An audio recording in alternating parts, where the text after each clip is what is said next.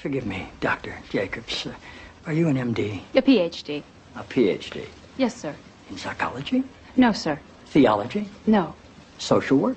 I have a PhD in English literature. I'm asking because on your show people call in for advice and you go by the name Dr. Jacobs on your show, and I didn't know if maybe your listeners were confused by that and assumed you had advanced training in psychology, theology, or healthcare. I don't believe they are confused, no, sir. Good. I like your show.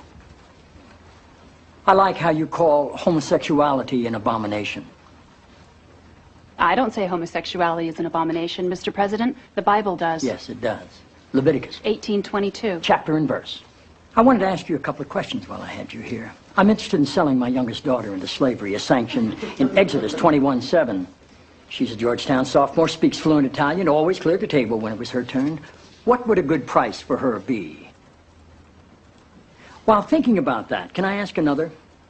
My chief of staff, Leo McGarry, insists on working on the Sabbath. Exodus 35:2 clearly says he should be put to death. Am I morally obligated to kill him myself, or is it okay to call the police? Here's one that's really important, because we've got a lot of sports fans in this town.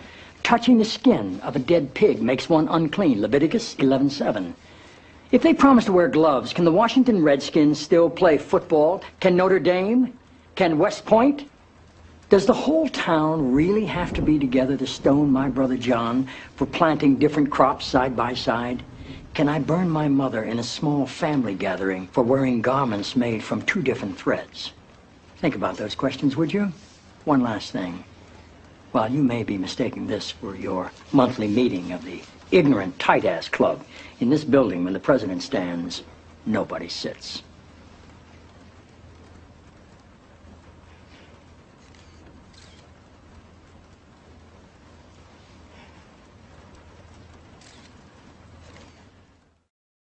Oh!